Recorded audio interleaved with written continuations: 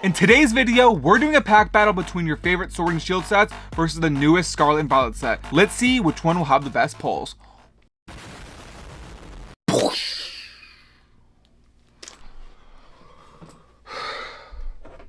Let's play.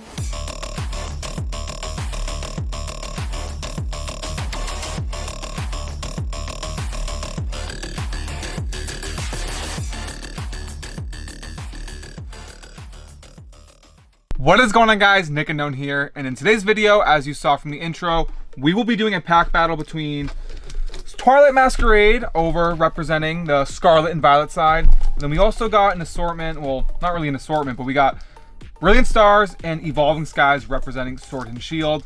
I just picked these sets because they're pretty popular, and I actually was able to find a couple more of those Tyranitar tins at Walmart that have 3 Evolving Skies, 2 Brilliant Stars. So because of that, I figured why not just crack open one of those tins. That's where these packs came from, and pin it up against Twilight Masquerade, which these packs actually came from booster bundles. So we got 6 there, and then we got 6 here. I just added one more Brilliant Stars pack to make it an even battle.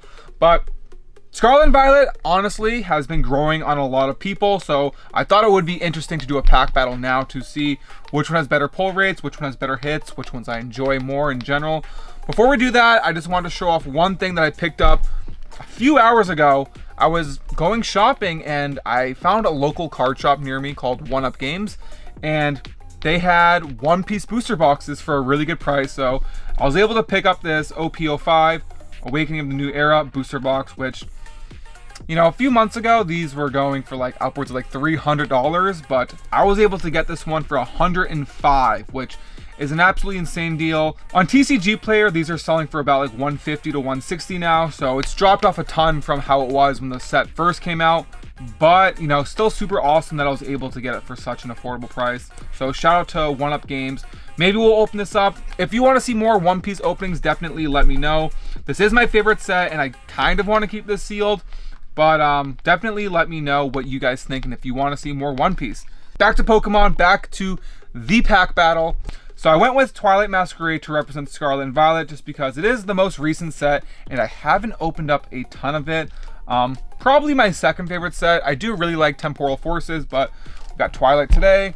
And then, like mentioned, I had those Tyranitar tins laying around, so I cracked that open. We will start with a Twilight Masquerade because we have the most of these, but I'm honestly super excited about this opening today because Twilight Masquerade, like mentioned, I think it's a very underrated set, and I think a lot of people are coming around to Scarlet and Violet, which is not just myself. I hear a lot of PokeTubers and just like friends that I have that are into the hobby say that they are enjoying the, you know, this era a lot more, which I think is super exciting.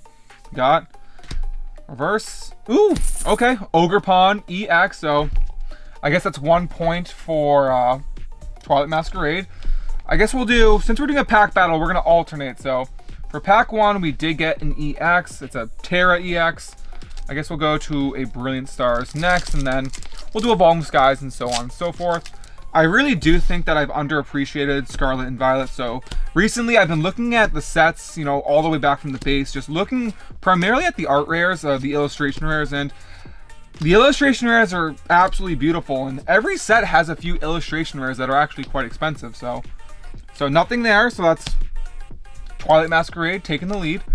We're gonna go back into another Twilight Masquerade. Out of this set, my biggest choice has got to be the Eevee.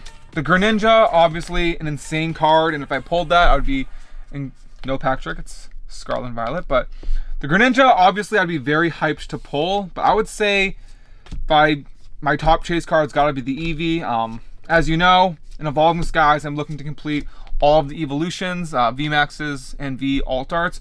So if I could get that Eevee, I think that'd be like a nice centerpiece for that collection.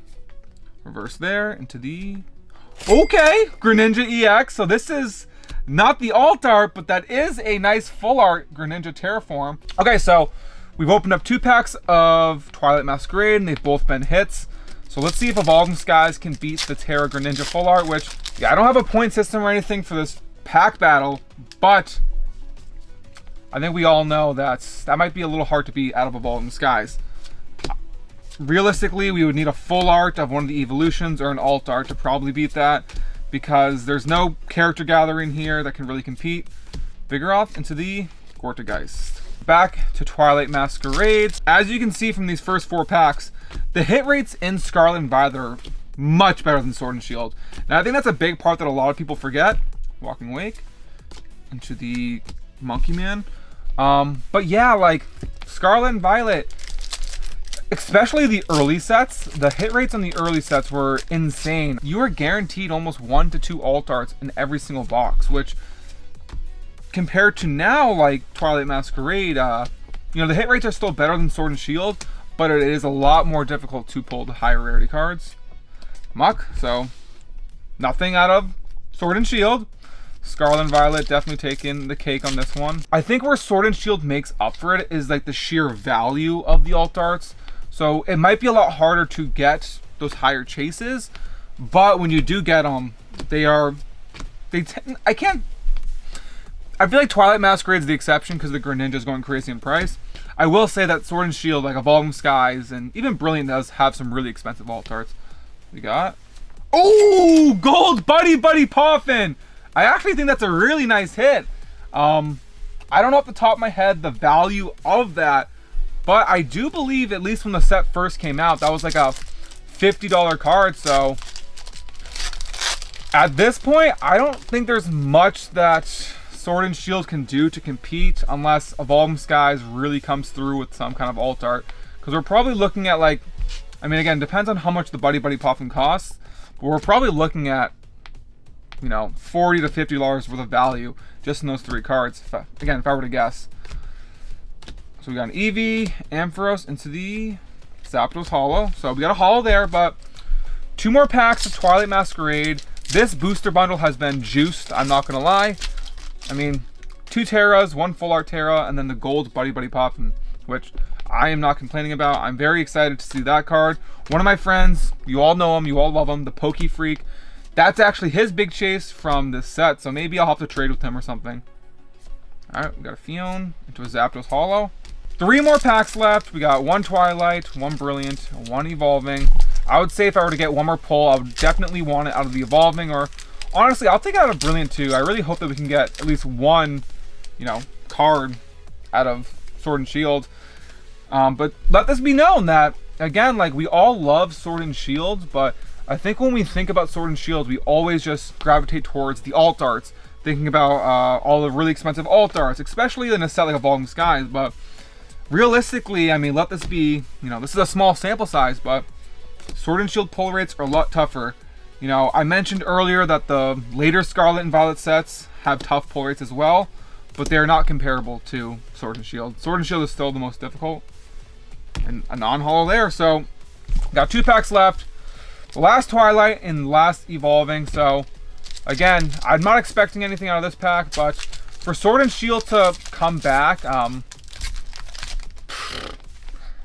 really gonna need an alt art or nothing, or an alt art or bust, pretty much is what I'm trying to say, out of Sword and Shield. But let's see what we can get out of this last Twilight Masquerade pack. Hopefully we can get something good. Lucky Helmet into the, okay, so nothing there, which is okay. Last pack, can we get last pack magic? All it takes is 1 pack to get something crazy. And again, it is Evolving Skies. There is a ton of crazy cards in this set that could easily sweep this pack battle. But code card for you. Alright, so last pack. Hopefully we can get something. Really hoping. We got Darkness Energy, Rescue Carrier, Boot Shake. So let me know what you guys thought of this video. I appreciate you guys watching. And let me know especially, you know, what set or what era do you prefer opening up. I'm starting to realize that I think Scarlet and Violet might be a little bit more enjoyable because of the hit rates, but let's see if that can all change right here.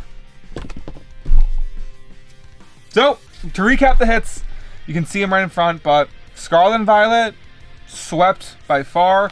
You know what? As pity, the Tyranitar promo that I got from the tin will represent Sword and Shield, the guaranteed V.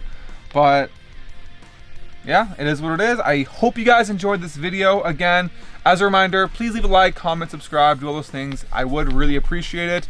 Also, because it's right next to me, Let me know what you think about the One Piece card game and if I should open up this booster box. I could probably make an entire video out of it. So let me know. And again, thank you guys so much for watching, and I will see you in the next one. Peace.